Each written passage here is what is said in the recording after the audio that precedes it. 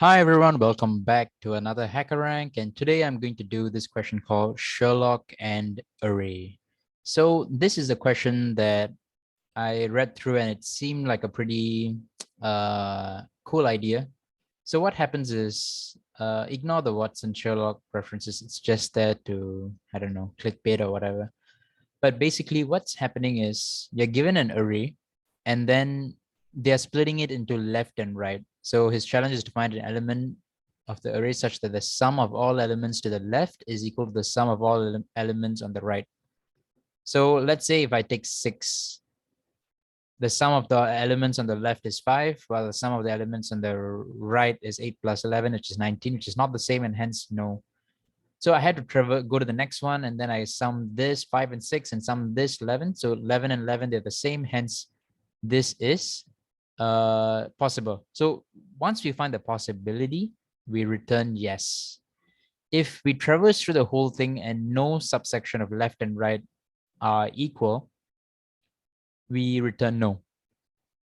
So that is the basic explanation of the question. And we know for a fact that our job is not done until we traverse and check all the left and right combinations throughout this entire thing. So at the very minimum, we need to look through all the items. So that means it is a minimum of n time complexity.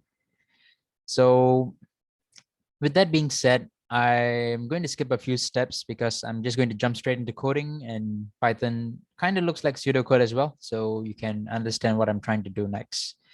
So the first thing that I'm going to do is I'm going to keep tabs of the left and right sum. I don't want to keep summing everything each and every single time because sum is a time complex operation in Python. So what I'm going to do is I'm going to build a left and right variable. Left is equal to 0 and right is also equal to 0. Sorry, right is equal to sum of all the items except for the first one. So like in this array, okay, I'll just make it bigger. 5, 6, 8, and 11. I'm basically summing all of this. So basically, I'm assuming this is the pivot point. The first index is the pivot point, and hence left would be 0 because there's nothing on this side. So 0 versus this thing. And what I need to do is I'm going to traverse through the entire array, making sure that each point is a pivot point at some point throughout the, okay, like I'm going to check across the whole array by making each index the pivot point. So length ARR, should I -1? Nope. Okay, I shouldn't -1.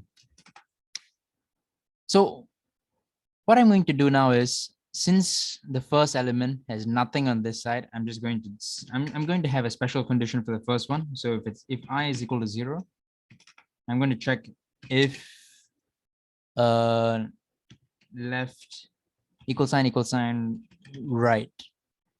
The reason for this is we already know what the left and right value is from above here.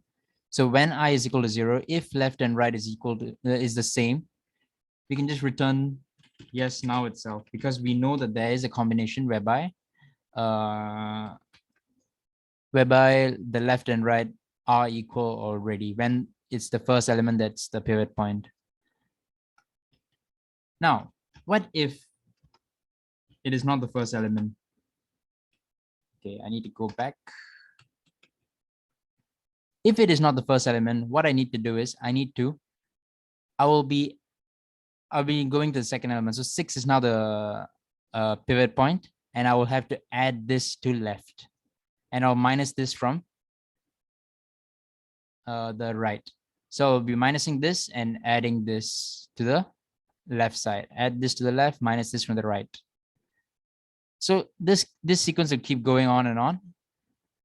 And yeah, that's how we are going to do it. So if it is not the first element, I'm going to left plus equals to ARR I -1. Right side will be minus equal sign ARR 1. I mean ARR I. That means whichever pivot point that I'm having, I'm minusing it off the right side. And I'm adding the 1 before it to the left side. And with that, if left equals sign right, return yes. Now, if at the end of it, after it goes through the entire array in the for loop, if at no point it returns a yes, it must return a no, because I've seen all the pivot points and none of it is returning a left is equal to right case.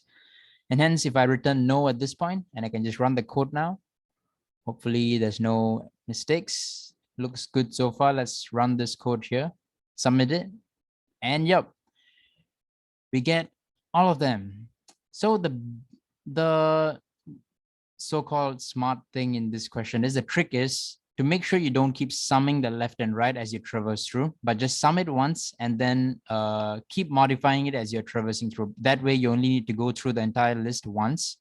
It's unfortunate that the first time, like when you're doing the sum for the first time, we have to do n over here. So it's n plus n, like 2n. It operates at a 2n complexity.